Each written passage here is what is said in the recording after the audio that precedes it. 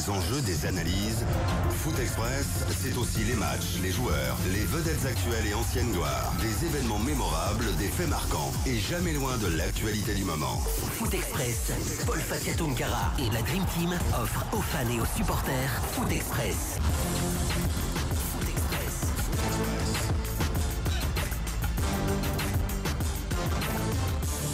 Bonsoir à tous. Merci de nous rejoindre sur Espace TV et Radio Espace pour votre émission hebdomadaire Foot Express. Comme vous le savez, tous les dimanches, on détricote l'actualité sportive dans toute sa diversité, notamment le football, avec donc nos invités sur ce plateau. Med Sissé est avec nous. Bonsoir Med. Sini Baldi, bonsoir à tous. Voilà, bienvenue dans cette émission. Merci. En forme? Ça va super, beaucoup de choses à dire. Très bien. Alors, on a Mohamed, on a notre ami, pas Mohamed, mais plutôt Amadou Major Diallo avec nous. Bonsoir Major. Ouais, bonsoir à Sini et bonsoir à tous. En forme? Ouais, ça va tranquille en forme. Seulement, il y a assez de chaleur dehors, mais... Ouais, il fait très chaud quand même. Hein? Ouais, il fait très chaud, mais ici ça va. Voilà. Et nous avons Mohamed Lamine Mansaré de la radio parlementaire. Bonsoir Mohamed Lamine. Bonsoir Alcini et bonsoir à tous ceux qui nous suivent à travers le monde. Et nous avons notre consultant maison, c'est Mamadi Kaba Dieng, ancien international guinéen. Bonsoir Dieng. Bonsoir tout le monde. Voilà, bienvenue. Ouais, bien, vraiment, je suis content ce soir. Oui, je suis en forme. Ouais. Très en forme. Oui, ça fait très longtemps qu'on ne se rencontre pas. Qu'est-ce qui a provoqué cette joie? Non, parce que c'est comme ça, parce que je me sens à l'aise. Je me sens bien. Donc, tu as le poulet à la maison, tu as l'argent, ouais. Tu as une piscine désormais dans ta chambre. Oui, il y a tout. Donc, il faut remercier quand même Nabi Keïta. Tu as une piscine dans ta chambre? Mais tu sais, c'est Lamine, j'ai remercié d'abord Waraba, Lamine Girassi, il m'a beaucoup fait. Bon, tu sais, Lamine a fait le passe de quoi marquer. Oui. Tu vois, même s'il y a des gens bien qui m'ont fait du bien, il y a dans la rue, quand je les revois, il y a des bonnes personnes. Bien. Tu vois, nous, on n'a pas ni rien pour faire le cadeau. Parce que je suis un ancien Goulois. Ouais. Mais ils ont vu, tout le monde a vu que j'étais en abandon dans la rue. Ouais. Mais Lamine m'a recruté. Tu vois, Lamine, c'est une bonne personne. Ouais. Mais il y a des autres bonnes personnes comme des KPC, comme des... on reviendra sur tout ça. Voilà, c'est l'homme qui fait l'homme. Voilà. Et l'habillement et salaire, c'est ça qu'on appelle l'habillement. Très bien. Et salaire. Voilà. C'est pour cela que je suis à l'air là, ma tête est tranquille. Ouais. Tu vois, tu manges bien, tu te reposes bien. Je dors bien. Ouais. Parce qu'avant, quand je me lève, j'avais des soucis. Bien. Où je vais prendre l'argent, où je vais aller. Mais maintenant, je connais là où je dois partir. Très bien. Mamadi Kaba Dieng, on va revenir au menu de notre émission de ce dimanche. Nous allons parler bien évidemment de l'échec de l'Assemblée générale de la Fédération guinéenne de football après le rejet du projet des nouveaux statuts de l'instance dirigeante du football guinéen. Le comité de normalisation de la Fédération guinéenne de football s'attendait à ce que les membres statutaires adoptent le projet des nouveaux statuts de la FEGIFOOT, mais seulement 13 des 60 délégués présents ont approuvé les textes. Les 47 autres ont voté contre. On reviendra sur cette actualité avec nos chroniqueurs dans cette émission, mais aussi on aura un membre statutaire en la personne de Almami Seydou Silla. Il est le président du SOR Academy.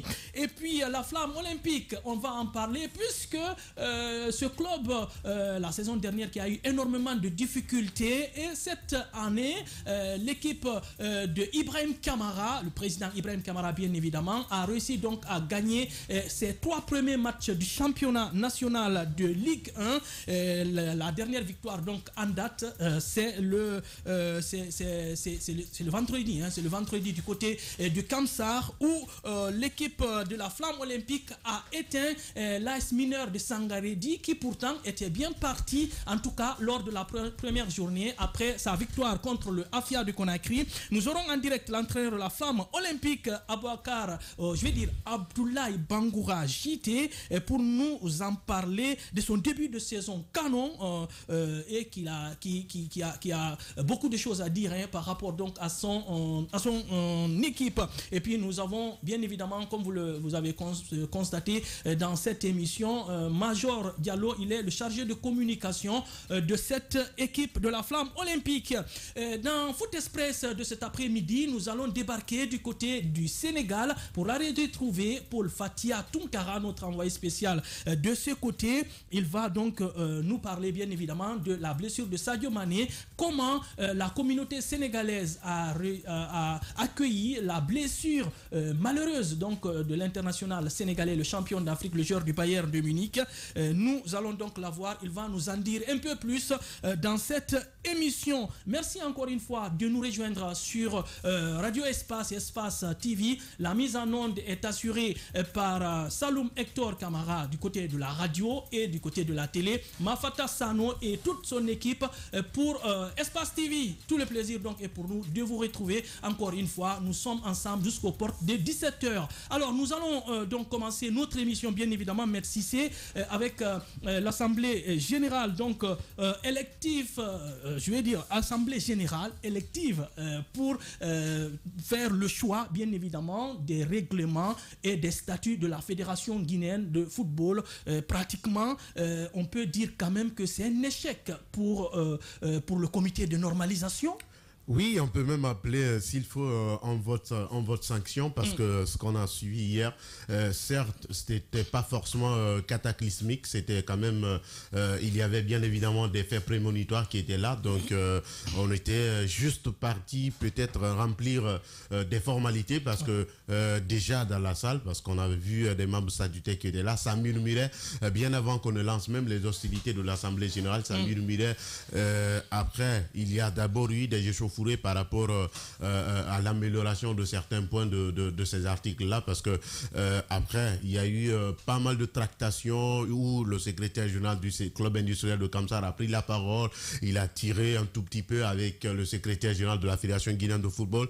Après lui, il y a eu pas mal de personnes aussi qui ont demandé la parole, parce que c'était de la liberté. On ne cessait de rappeler la démocratie tout au long de l'Assemblée générale élective. Maintenant, après, il y a eu pas mal de divergences et de convergences surtout. Après, donc, ce qui s'est passé, peut-être c'est les faits étaient là, parce que au même à la veille de l'Assemblée générale, les membres statutaires, peut-être les 47 qui ont tous unanimement rejeté ces nouveaux textes de la Fédération guinéenne de football, se sont rencontrés quelque part ici à Conakry, où ils ont fait une réunion pour au moins aller là-bas, pour ne pas qu'ils ne parviennent pas à conjuguer le même verbe dans la salle là. À l'issue de la réunion, ils sont convenus à un point où, pour dire on n'est pas d'accord, on part juste pour remplir les formalités, on n'est pas d'accord par rapport aux nouvelles réformes proposées par le comité de normalisation. Donc ils ont été finalement, ils se sont tous opposés du projet de nouveau statut de la Fédération guinéenne de football. Donc quand même c'est quelque chose, ce qui veut dire que nous sommes visiblement loin de sortir de l'ornière, parce que tout simplement si ces membres statutaires ont refusé ces nouveaux tests, le CONOR est obligé de revenir à la Fédération internationale de football association et à la Confédération africaine de football pour leur dire voilà, nous vous avons proposé les nouveaux tests, vous les avez validés, mais nos membres statutaires ne parviennent pas à les valider parce qu'ils estiment qu'ils ne se reconnaissent pas dans ces nouveaux dans ce nouveau statut-là. Donc finalement, la CAF et la FIFA vont analyser encore une fois, revenir à la Fédération guinéenne de football pour dire, essayer d'échanger avec ces membres statutaires afin que vous puissiez trouver, conjuguer un même verbe. Et si tel ne venait pas à être le cas, il serait fort probable que le mandat du CONOR soit prorogé, et si ça venait de se faire, rien n'est exclu par rapport à ce qui est de la recomposition de l'équipe du comité de normalisation. Bien, Mohamed Cissé, donc il faut le rappeler. On a Almami Saïdou Silla, il est le président de SOR Academy, membre statutaire, est avec nous en ligne. Bonsoir, monsieur le président. Oui, bonsoir. Merci d'avoir accepté notre invitation. Vous êtes sur Espace TV, sur Espace Radio, Foot Express, bien évidemment. Alors, vous êtes membre statutaire et vous avez vraisemblablement voté contre donc les statuts et les règlements proposés par le comité de normalisation. Alors, qu'est-ce qu'il faut en rajouter de plus? Est-ce qu'on peut dire que le football guinéen est toujours dans le trou? Non, le football n'est pas dans le trou. Ils ont déjà fait une proposition, c'est-à-dire que on fait des pas, ils ont fait une proposition. Et nous ne sommes pas d'accord avec cette proposition-là. C'est pour ça qu'on l'a rejetée. Mais c'était normal, c'est une processus de propositions, on les rejette, on les va faire des amendements, ils font des propositions, on va avancer. C'est ça, ils ont déjà fait une proposition, c'est déjà un grand pas. Donc on attend maintenant qu'ils fassent des propositions pour apporter sur cela. Voilà, je pense, est-ce qu'il est là? Voilà, donc alors, il y a une question pour Alma Missa. Oui, forcément. Monsieur le Président, encore une fois, bonsoir. Oui, bonsoir. Alors, on sait que vous aviez évoqué pas mal de points sur lesquels vous n'êtes pas d'accord avec le comité de normalisation. Il y a certains de vos collègues qui parlent de la mise à l'écart des 16 ligues régionales. Après, on parle évidemment du vote par liste. Est-ce qu'il y a d'autres points que vous n'aviez pas eu à évoquer hier qui vous ont poussé à rejeter catégoriquement ces nouveaux statuts de la Fédération guinéenne de football? Non, moi, le point qui ne sont pas avec hier, par exemple, c'est le fait que les personnes qui ne sont pas dans le football viennent pour acquérir la mise. Donc aujourd'hui, c'est comme si vous avez une association de journalistes, on va mettre un arbitre comme président ou vice-président. Donc ça comme ça. Et deuxièmement, le fait qu'ils demandent est-ce qu'il y a certains quotas pour les femmes. Pour moi, je pense qu'aujourd'hui, il faut qu'on travaille sur le mérite de la présidente. Il n'y a pas de football qui sont capables d'être présidents. On va l'intérêt de la Cathy, qui est le vice-président de la fédération. On n'a pas eu besoin de l'imposer. Je pense qu'il faut juste laisser les grands secteurs avoir le droit de voter pour qui ils veulent et un peu ouvrir et vraiment professionnaliser le poste. Bien, Alma Missaïdou Silla, on a du mal vraiment à vous recevoir. Hein. Si vous pouvez un peu vous déplacer, ça me fera du bien, ça permettra à ceux qui nous suivent et ceux qui nous regardent de mieux comprendre votre analyse. Mais d'ici là, peut-être Saloum va essayer de le rappeler justement pour nous en dire un peu plus. Major, c'est une actualité aujourd'hui qui plombe le football guinéen, qui met ce comité de normalisation dans le doute. Bien évidemment. Bon, dans le doute, là, je ne peux pas affirmer ça, mais ce qui reste clair quand même, ça met en doute l'avenir du football guinéen dans un cadre général. Parce que s'il n'arrive pas à s'entendre, forcément, ça va impacter le football guinéen. Et puis, il y a une question de crédibilité sur le plan international. C'est aussi, franchement, lamentable aujourd'hui pour le football guinéen. Souvent, il y a des problèmes chez nous. On part au niveau de la FIFA, on part au niveau de la CAF, ils n'arrivent pas à s'entendre. Donc, moi, je me dis, ce sont des choses qui ne sont pas bonnes pour le football guinéen. Déjà, il y a une question qu'on doit se poser. Pourquoi on a parlé, on a fait appel au Conor? C'est parce que, franchement, ils n'arrivent pas à s'entendre. Et même avant le Conor, il y avait des problèmes dans ce milieu footballistique. Et là, si on ne fait pas attention, on va faire de mutation en mutation. Cela veut dire, c'est quoi? C'est de Conor en Conor. Et c'est qui ne va pas arranger le football guinéen. Si aujourd'hui, chacun arrive à se dire, au niveau des statuts, si ça ne m'arrange pas, personnellement, je ne peux pas m'engager, ça va être un peu compliqué. Mais le contenu de tout ça, chacun déjà a une position, chacun a un homme fort, chacun a un mécène. Parce que depuis l'arrivée de ces mécènes, il y a eu maintenant des bisbis dans le milieu footballistique guinéen. Avant l'arrivée des mécènes, même s'il y avait des problèmes, ces problèmes n'étaient pas comme ça. Donc il y a une question d'intérêt personnel au profit du football guinéen. Bien, on va vous revenir. C'est qui est grave. On va vous revenir, Major. On a Alma Missaïdou Silla qu'on a retrouvé. Allez-y, Monsieur Silla, nous vous écoutons. Vous étiez en train d'analyser la situation du football guinéen en ce moment. Oui, mais comme je disais, il faut qu'on regarde déjà sur les intérêts personnels. Aujourd'hui, il y a c'est nous qui sommes dans le football et c'est à nous de décider comment on veut que notre football fonctionne. On a l'expérience, on est là pour ça. Et ce n'est pas des intérêts personnels, c'est des textes qui vont réagir à l'avenir du football guinéen. On ne peut pas s'amuser à voter sur quelque chose sur lequel on n'est pas d'accord. Ce n'est pas pour les intérêts personnels, mais c'est pour les intérêts du football. Parce que si on parlait d'intérêts personnels, je veux dire en tant que président de club, par exemple, on met des milliards dans le football, on n'a aucun retour financier. Donc je ne sais pas ce qu'on gagne en intérêt personnel. Je voudrais bien qu'on gagne ce point-là. Mais comme je disais, il y a plusieurs points pour lesquels ils ne sont pas d'accord aujourd'hui. C'est-à-dire qu'on ne peut pas imposer au moins des gens, peut-être de la politique du football, qui ne sont pas dans le football. Pour moi, c'est inconcevable. Et les points, c'est le plus important pour moi aujourd'hui. Aujourd'hui, c'est les gens dans le football, c'est l'expérience managériale dans le football. Je pense que le réseau est complètement dégradé, hein. Sincèrement, monsieur Silla, c'est très compliqué de vous entendre. Effectivement, on aura donc l'occasion peut-être de lui revenir pour un autre numéro. Major, rapidement. Je pense que je viens d'écouter la réaction du président Almadi. Ce qui reste clair quand même, quand il y a un sujet, chacun donne son avis et chacun défend son avis. Ouais. Quand je dis aujourd'hui dans ce milieu footballistique guinéen, il y a une question d'intérêt personnel, je pense que la situation elle est visible. Bien. La situation elle est là. Et même avant l'Assemblée générale, les membres statutaires n'arrivaient pas à s'entendre au Conor. Ils n'arrivaient pas à s'entendre au Conor parce que honnêtement, le fond, c'était quoi? Chacun cherche à défendre ses intérêts. Et aujourd'hui, ça n'arrange pas le football guinéen. C'est biscuit dans le milieu du football, ça n'arrange pas. On a vu tout dernièrement lorsqu'on avait suspendu quelques membres au niveau de la Ligue.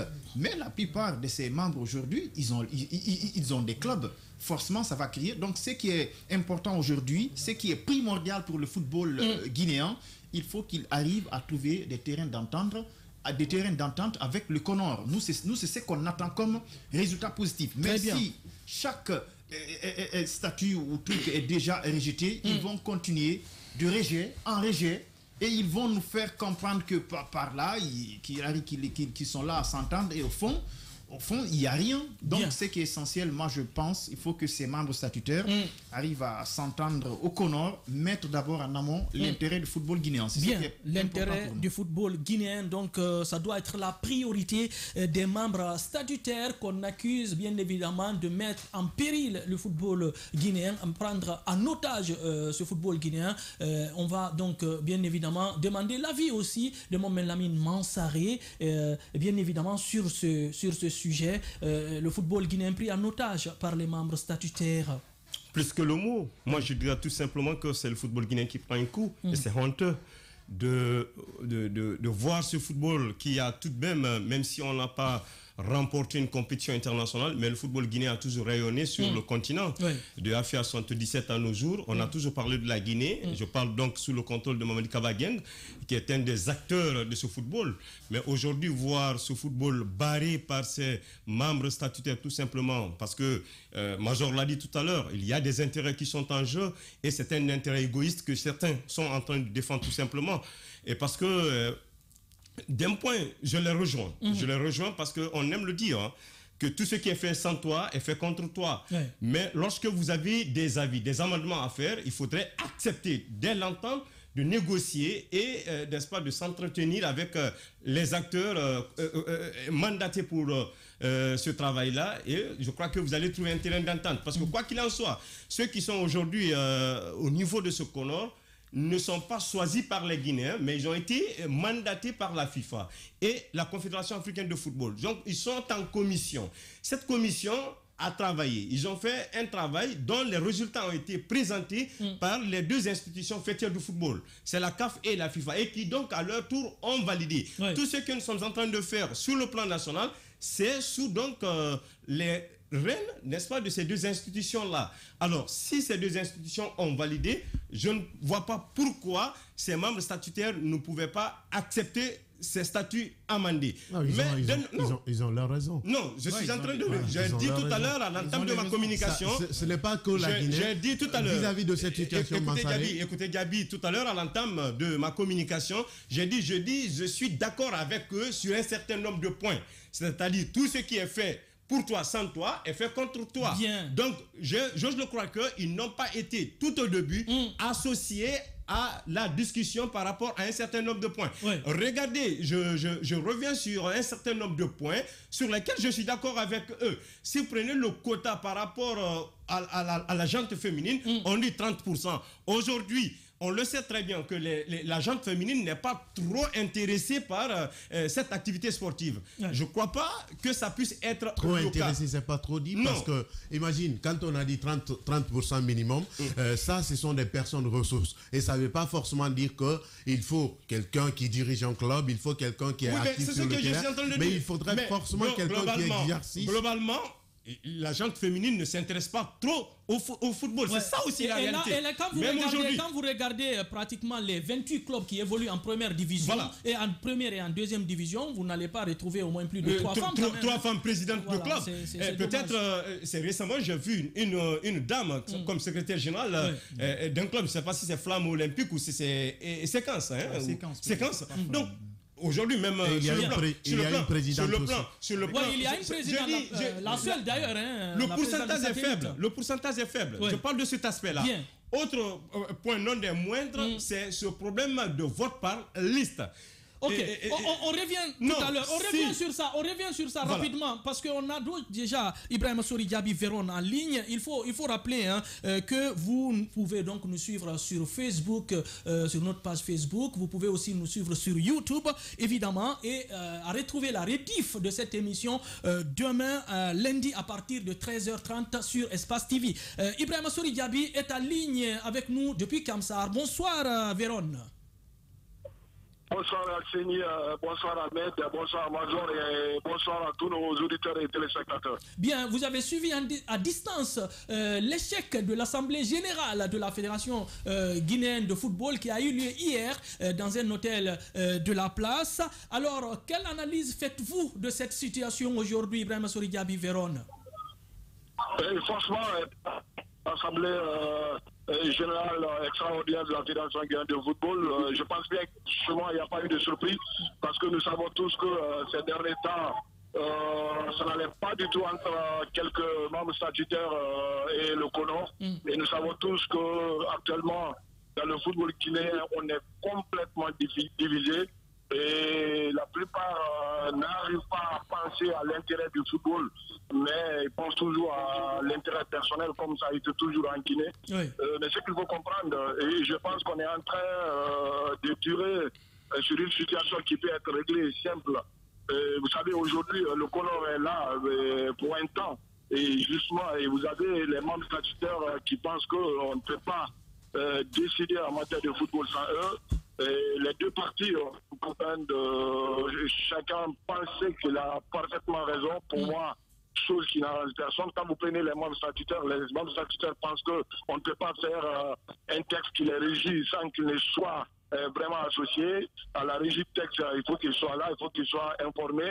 Mais malheureusement que ce n'a pas été ça, qu'on veut les imposer un texte. Au niveau du CONOR, ils pensent à la mission de la FIFA en ce qui concerne c'est tout le toilettage des textes pour eux. Ils n'ont pas de compte à rendre, en oubliant tout simplement que les statuts de la CD, c'est comme une loi fondamentale, ça doit être voté quand même par quelques membres. Oui. Vous avez quand même toute l'exercice de pouvoir faire quelques analyses, de comprendre réellement est-ce que ces membres statutaires seront associés à ça. Mais malheureusement, personne n'arrive à comprendre. Sinon, les membres statutaires même ont une autre solution. La solution, c'est quoi? Vous acceptez peut-être d'amender quelques points de cette statut et après, vous avez la chance d'élire le comité exécutif qui va arriver. Et chaque année, vous êtes dans l'obligation de faire une assemblée ordinaire. Et à travers cette assemblée ordinaire, vous pouvez changer des textes qui ne vous arrangent pas. Mais malheureusement, chacun fait sortir ses griffes et chacun veut voter ses listes. Et choses qui n'arrangent pas le football aujourd'hui. Pour moi, il y a un seul perdant dans cette histoire, c'est le football qui va souffrir, c'est le football qui va perdre. Mais en pensant qu'on a toujours raison, on risque de se buter, que ce soit les membres statutaires ou le comité de normalisation. On a intérêt que cette solution soit guinéenne. En tout cas, pour moi, si ça vient de la FIFA, ça va être très dur et ça va être très très sévère. Bien, Ibrahima Sori Diaby Véron, consultant de cette émission depuis plus de 13 ans.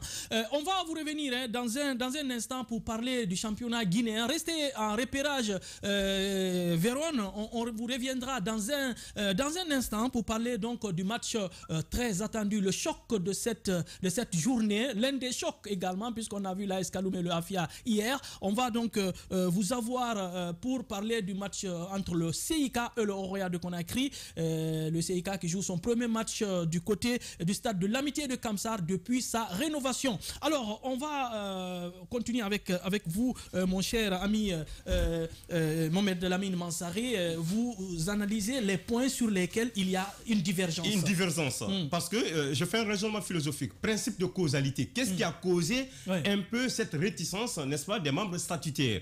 Ils ont évoqué un certain nombre de points qui, à mon humble avis, reste aussi discutable. Parce que vous n'êtes pas sans le savoir. J'ai parlé tout de suite de ce quota attribué à la gente féminine. Ils ne sont pas d'accord avec cette proposition de 30%. Ils ne sont pas aussi d'accord avec la proposition d'un article relatif, n'est-ce pas, au vote par liste. Et je crois, si les réalités guinéennes sont bafouées au profit des réalités extérieures, c'est-à-dire étrangères, je crois que c'est ce qui nous fatigue, même sur le plan politique. C'est vrai que nous sommes aujourd'hui en train de travailler, comme le CONOR l'a dit, que les textes qui ont été proposés sont plus ou moins calqués à l'image des réalités d'autres pays, mais sauf qu'en Guinée, nous avons nos propres réalités. Et je crois qu'il fallait tenir compte de ces réalités guinéennes-là et travailler en commun accord avec les acteurs pour lesquels vous travaillez. Et je crois que ça pouvait nous aider à sortir de l'ornière. Mais sauf que cela n'a pas été rendu possible parce que tout simplement, Véron aussi l'a dit tout à l'heure comme Major, c'est que dès au début, cette situation nous a trouvés divisés. Et personne n'a voulu écouter l'autre. Et c'est ce qui nous a amenés. Et chacun a tiré le drap de son côté. Le CONOR dit attention, ils vont nous connaître parce que ce n'est pas eux qui nous ont mis ici. Nous travaillons pour rendre compte à la CAF et à la FIFA. Ce n'est pas ces membres statutaires qui nous ont mandatés. Et tout en oubliant que le travail qu'ils sont en train de faire, les vrais exploitants, ceux pour lesquels ils ont fait ce travail-là, ce sont réellement ces membres statutaires-là. Alors quand nous allons continuer comme ça, globalement, c'est le football guinéen qui va prendre le coup. Parce qu'aucun membre du CONOR aujourd'hui n'a à perdre dans cette situation. Eux, ils sont en mission. Si quelqu'un doit perdre, c'est bien ces acteurs du football, ces présidents de club qui mettent des millions d'argent, des millions dans la gestion des équipes-là. Il faut parler des équipements, il faut parler des hébergements, il faut parler des salaires, ainsi de suite. Au-delà, ce sont ces jeunes pour lesquels j'ai de la pitié aujourd'hui, parce que même le retard accusé aujourd'hui cette année par rapport au démarrage du championnat, c'est relatif à quoi? C'est parce que tout simplement, on est divisé pour de rien. Alors, il faudrait qu'on accepte le dialogue, tant sur le plan politique, comme on le réclame sur le plan politique, mais aussi que ça soit un dialogue, c'est-à-dire de toi à moi, dans le milieu du football, pour que nous puissions sortir de l'ornière. Sinon, je vois très mal ce football guinéen sortir de l'ornière, et finalement, ça va être une débâcle totale, et c'est une honte internationale. C'est une honte internationale que nous ayons des arbitres à l'étranger qui viennent, n'est-ce pas, discuter d'un problème aussi banal que ça, un problème de texte, d'article, alors que c'est fait pour nous, et c'est nous qui allons les utiliser. Pourquoi ne pas s'asseoir autour de la table? Lamine Mansaré, très, très remonté. C'est tout simplement honteux. Il a raison. C'est tout simplement honteux. Il a raison, effectivement. Merci, c'est rapidement, parce qu'on a le temps pour nous. Non, Alcénie, si vous me le permettez. Non, je vous passerai la parole dans un instant. On va suivre le reportage de Mamadou Boiba, qui était hier notre envoyé spécial du côté donc de l'hôtel où s'est tenue donc l'Assemblée générale élective de ce côté. Donc on va donc l'avoir dans un court instant, si tout va bien. Alors, M. Cissé, allez-y rapidement. Vous voulez amender? Oui, amender peut-être et dire que je ne suis pas forcément d'accord de tous les points qu'il vient d'évoquer par rapport à tout ce qui se passe, par exemple, entre le CONOR et les membres statutaires, parce qu'il y a quand même, certes, des divergences, mais il y a également des convergences. Par exemple, quand il dit que... oui, mais c'est les divergences qui ont primé, sinon on aurait adopté ces textes-là.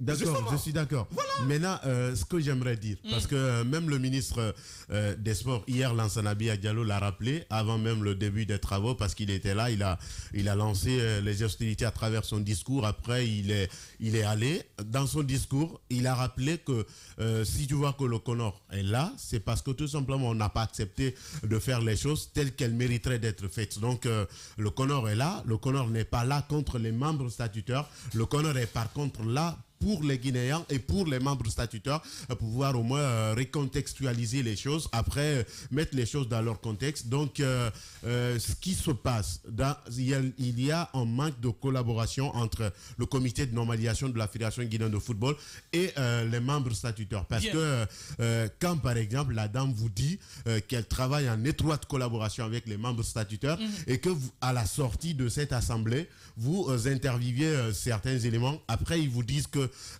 non, on n'a pas été associé, on ne se reconnaît pas dans ces statuts-là. Donc, ça veut dire qu'il y a déjà une contrebalance. Il y a déjà un équilibre entre de ce que la présidente du comité de normalisation dit et de ce que également les membres statutaires aussi disent. Donc, peut-être, il y a quand même, j'aimerais bien évidemment poser cette question à Véran, mais ce qu'il faut s'attendre, il y a quand même des répercussions extrêmement lourdes que la Guinée va en pâtir vis-à-vis de cette sanction. Parce que si et seulement si on n'accepterait pas à adopter ces nouveaux statuts. Et il faut rappeler que la FIFA et la CAF ont toutes les latitudes de nous éliminer de toutes les compétitions internationales et continentales jusqu'à ce que peut-être les choses vont être reconstituées. Bien, mon merci. On va écouter Kaba Dieng par rapport à cette actualité, justement. Avec cette actualité, moi, je voulais globaliser pour vous passer ce qui est en train de faire là. Moi, je dis ça.